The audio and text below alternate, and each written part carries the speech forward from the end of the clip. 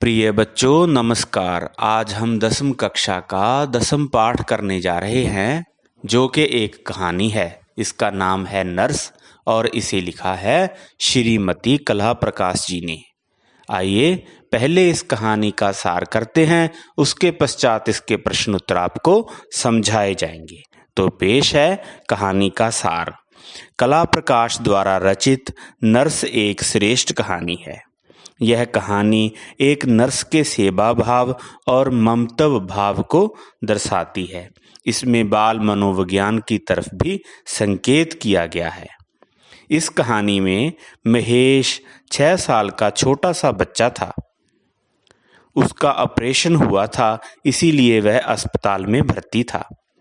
अस्पताल में मरीजों को मिलने का समय सायं 6 बजे तक का ही था, लेकिन महेश की माँ सरस्वती समय पूरा हो जाने पर भी वहाँ से नहीं जा सकती, क्योंकि महेश बहुत जिद कर रहा है, रो रहा है। वह अपनी माँ को बार बार वहीं पर रुकने के लिए कह रहा है। इस कारण सरस्वती बेचैन है, लेकिन महेश के रोने पर भी वह वहाँ पर नहीं रुक सकती, इसीलिए वह वहाँ से जल्दी से बाहर चली जाती है और उसकी आंखों में आंसू आ जाते हैं। महेश उसके जाने के बाद भी रो रहा है। थोड़ी देर में वहाँ पर 2 नर्सें मांजरेकर और मिरिंडा आती। वह आपस में बातें करती हैं और बच्चों को दवाई आदि पिलाती हैं। फिर 8 बजे सिस्टर सुसान वार्ड में आई। उसे देखकर सभी बच्चों के चेहरे खिल गए। उसने सभी बच्चों का बुखार चेक किया और उन्हें दवाई पिलाने के लिए दी। अंत में वह महेश के पास पहुंची, उससे प्यार से बातें करने लगी। सुसान ने महेश को बताया कि उसका भी एक बेटा है जिसका नाम महेश है, पर वह अभी बहुत छोटा है, केवल 3 महीने का। उसका बेटा उसे बहुत परेशान करता है। सुसान महेश को बातें भी बताती गई और उसे सूप और दवाई भी पिलाती रही। इस प्रकार उसने अपने ममता भाव से महेश को चुप करा दिया। महेश से भी रहा नहीं गया। उसने सुसान से उसके बेटे के बारे में और भी जानना चाहा, तो सुसान ने बताया कि वह उसे परेशान करता रहता है। वह अभी बोल नहीं सकता, लेकिन अंगू अंगू गूं गूं आदि स्वर करता है। इस पर महेश हंस पड़ा।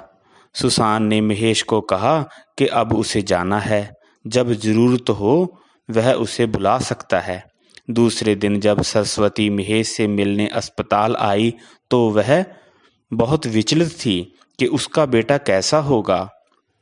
मम्मी को देखते ही महेश ने उसे गले से लगा लिया। महेश ने अपनी माँ से अपनी बहन मोना के बारे में पूछा कि वह रो रही थी क्या, तो माँ ने कहा नहीं, वह नहीं रो रही थी, क्योंकि उसे वह राजू के पास छोड़कर आई है।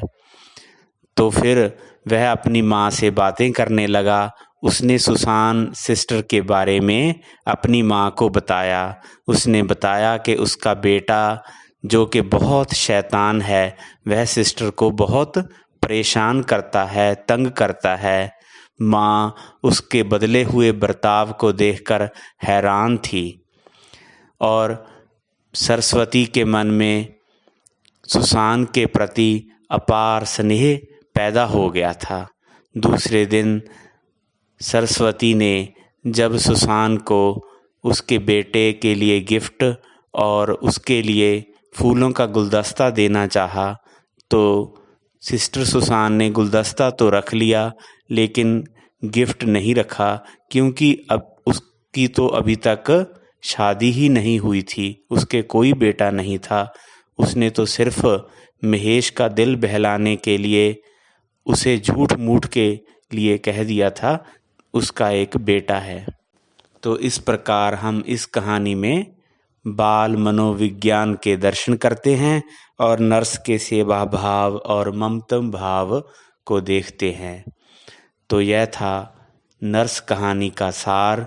अब हम इसके प्रश्न उत्तर आपको समझाने का प्रयत्न करेंगे। क भाग, इसका पहला प्रश्न, इसके उत्तर हमने 1 या 2 पंक्तियों में देने हैं। पहला प्रश्न, महेश कितने साल का था? उत्तर, महेश 6 साल का था। दूसरा प्रश्न, महेश कहाँ दाखिल था? महेश अस्पताल में दाखिल था। तीसरा, अस्पताल में मुलाकातियों से मिलने का समय क्या था? उत्तर, अस्पताल में मुलाकातियों से मिलने का समय शाम 4 से 6 बजे तक का था। चौथा, वार्ड में कुल कितने बच्चे थे? वार्ड में कुल 12 बच्चे थे। पांचवा, 7 बजे कौन सी 2 नर्सें वार्ड में आईं? 7 बजे मिरिंडा और मांजरेकर नाम की 2 नर्सें वार्ड में आईं। महेश किस सिस्टर से घुल मिल गया था? महेश सिस्टर सुसान से घुल मिल गया था। महेश को अस्पताल से कितने दिन बाद छुट्टी मिली? महेश को 13 दिन बाद अस्पताल से छुट्टी मिली। दूसरा प्रश्न, इसके उत्तर हमने 3 या 4 पंक्तियों में देने हैं।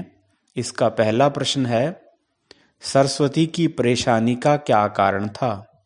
उत्तर, सरस्वती का बेटा अस्पताल में दाखिल था, उसका ऑपरेशन हुआ था। सरस्वती उसे मिलने अस्पताल आई, लेकिन उसका बेटा उससे लिपट कर रो रहा था। सरस्वती का बेटा उसे वहां से जाने नहीं दे रहा था। बेटा उसकी कोई बात मानने को तैयार नहीं था। यही उसकी परेशानी का कारण था।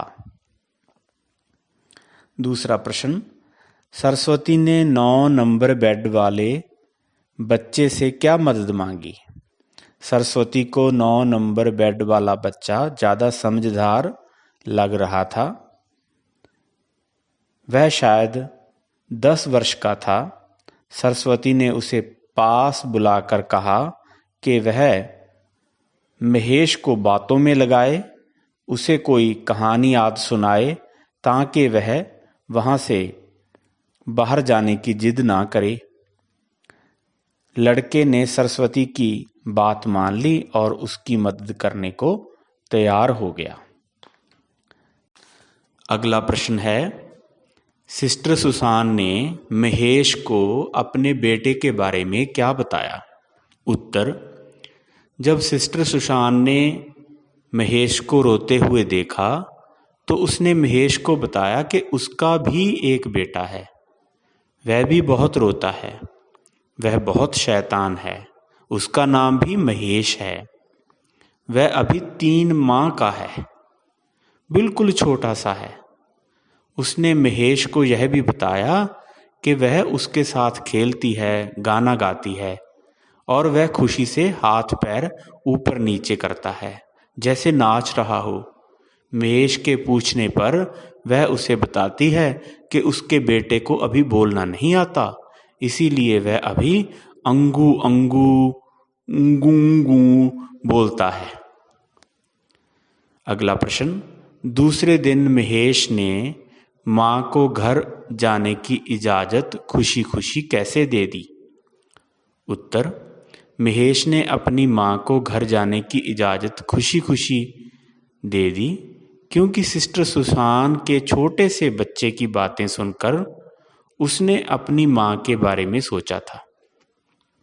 उसे अपनी छोटी बहन मोना के रोने की चिंता थी, जिसे वह घर में छोड़कर आई हुई थी। वह नहीं चाहता था कि उसके रोने से मां को कष्ट हो। अगला प्रश्न है, सरस्वती द्वारा सिस्टर सुसान को गुलदस्ता और उसके बबलू के लिए एक गिफ्ट पेश करने पर सिस्टर सुसान ने क्या कहा? उत्तर, सरस्वती द्वारा सिस्टर सुसान को गुलदस्ता और उसके बबलू के लिए गिफ्ट देने पर सिस्टर सुसान ने रंग बिरंगे फूलों का गुलदस्ता तो ले लिया, पर उसके बबलू के लिए गिफ्ट नहीं लिया। उसकी ना तो अभी शादी हुई थी और ना ही उसकी कोई संतान थी। उसने तो महेश को बहलाने के लिए ही झूठ कहा था। तीसरा प्रश्न है, इसका उत्तर हमने 6-7 पंक्तियों में देना है। इसमें पहला प्रश्न है, सिस्टर सुसान का चरित्र चित्रण अपने शब्दों में लिखिए। उत्तर, सिस्टर सुसान नर्स कहानी की एक प्रमुख पात्र है। उसमें नर्स होने के सभी गुण हैं। वह अपना कार्य बहुत ही मेहनत और ईमानदारी से करती है।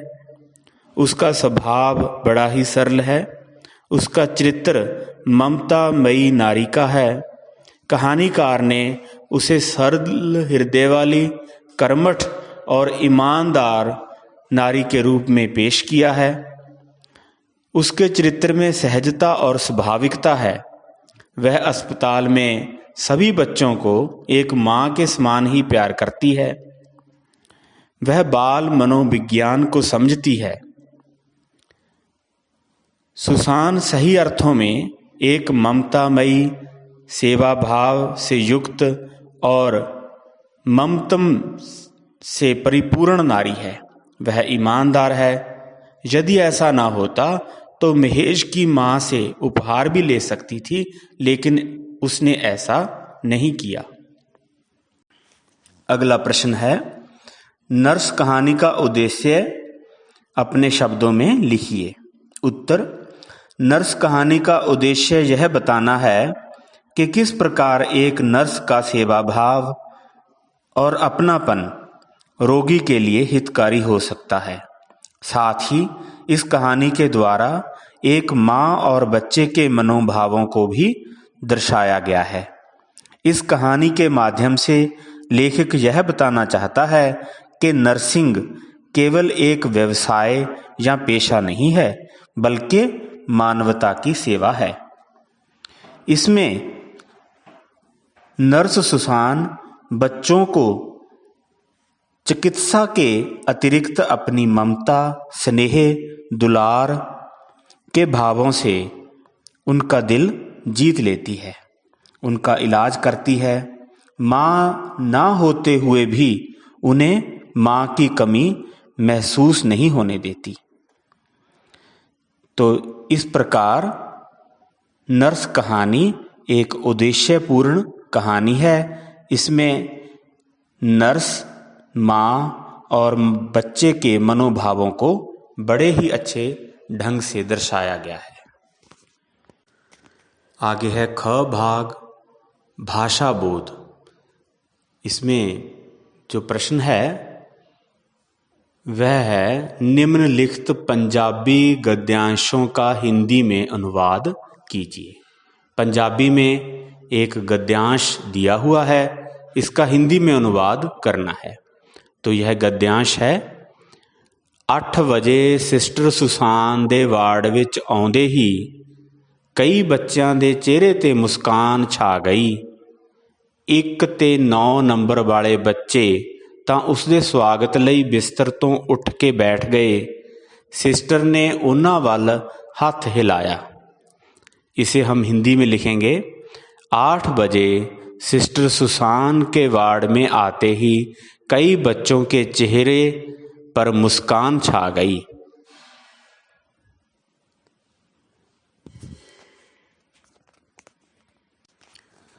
एक से 9 नंबर वाले बच्चों 1 से 9 नंबर वाले बच्चे तो उसका स्वागत करने के लिए बिस्तर से उठकर बैठ गए। सिस्टर ने उनकी तरफ हाथ हिलाया। दूसरा है, रंग बिरंगे सुंदर फुल्लां वाला ये गुलदस्ता तां मैं खुशी नाल लै रही हाँ, बाकी ये गिफ्ट किसे इहो जही औरत नूं दे देना जिसदा कोई बबलू होए। मेरा तां कोई बबलू है ही नहीं। मैं ਤਾਂ हले तक शादी ही नहीं की थी है। इसको हम हिंदी में लिखेंगे। रंग बिरंगे सुंदर फूलों वाला यह गुलदस्ता तो मैं खुशी से ले रही हूँ, शेष यह गिफ्ट किसी ऐसी औरत को देना जिसका कोई बबलू हो। मेरा तो कोई बबलू है ही नहीं, मैंने तो अभी तक शादी ही नहीं की है। तो इस प्रकार बच्चों हमने नर्स पाठ के प्रश्नोत्तर और भाषा बोध के यह प्रश्न किए। आशा करते हैं कि आपने इन्हें ध्यान से सुना और समझा। अपने कीमती सुझाव हमें कमेंट्स बॉक्स में ज़रूर ही लिखकर भेजें। धन्यवाद।